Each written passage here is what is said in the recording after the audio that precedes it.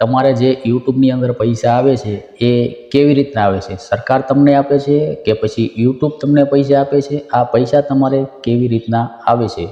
તો આ વિડીયોમાં હું તમને એ જ સમજાવવાનો છું. તો જે જૂના યુટ્યુબર છે બરાબર, એમને બધી મિત્રો ખબર હોય છે, અને નવા યુટ્યુબર ચાલુ કરવા માંગતા હોય એમને માહિતી હોતી નથી. તો એ માહિતી હું તમને અહીંયાથી આપવાનો છું. જો તમારે યુટ્યુબ બનવું હોય તો યુટ્યુબમાં કેવી રીતે પૈસા આવે એ જ માહિતી તમને હું અહીંયાથી આપવાનો છું. તો જ્યારે તમે મિત્રો વિડીયો ચાલુ કરો અને તમારા મોબાઈલની અંદર એડવર્ટાઈઝ આવે, ધારો કે એ એડવર્ટાઈઝ મોબાઈલની હોય કે પછી કોલગેટની હોય કે પછી સાબુની હોય, કોઈ પણ એડવર્ટાઈઝ તમારામાં આવે છે બરાબર, કોઈ પણ કંપની છે, મોબાઈલની કંપની છે અથવા કોઈ પણ કંપની છે બરાબર, એટલે કે સાબુની કંપની પણ હોય છે. તો કોઈ પણ કંપનીવાળા છે એ મિત્રો એડ મૂકે બરાબર.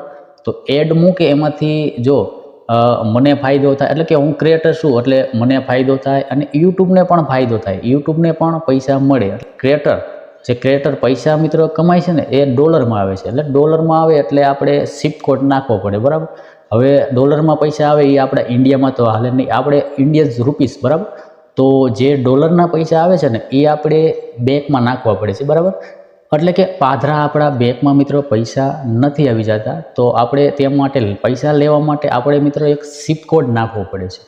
તો ધારો કે મેં એક બેંક છે બરાબર, મારે SBIનું ખાતું છે, તો મારે SBIનો SWIFT કોડ મિત્રો નાખવો પડે છે. અને SWIFT કોડ જે નાખું છું બરાબર, SWIFT કોડ શું લેવા નાખવો પડે છે કે આપણે જે ડોલર મિત્રો આવે છે એ મિત્રો ડોલરમાં પૈસા હોય છે અને આપણે મિત્રો ઇન્ડિયન રૂપીમાં કન્વર્ટ કરવા પડે છે. તે માટે આપણે SWIFT કોડની મિત્રો જરૂર પડતી હોય છે.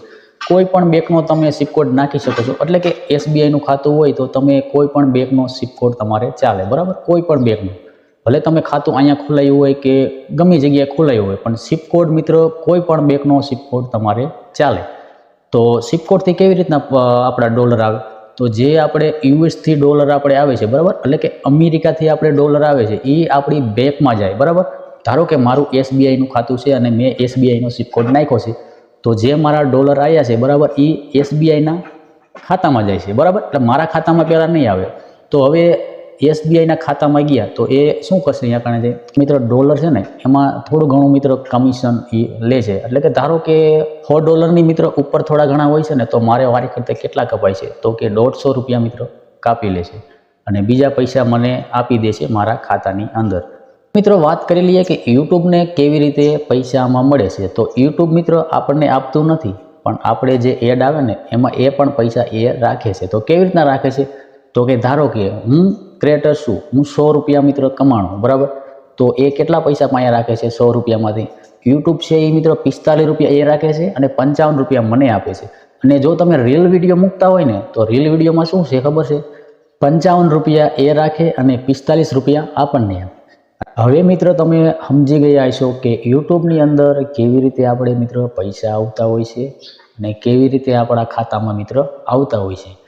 તો આવી જ માહિતી માટે અમારી યુટ્યુબ ચેનલને તમે સબસ્ક્રાઈબર કરી લેજો, કારણ કે તમને હું દરેક વિડીયો બનાવું તે મિત્રો મળતા રહે.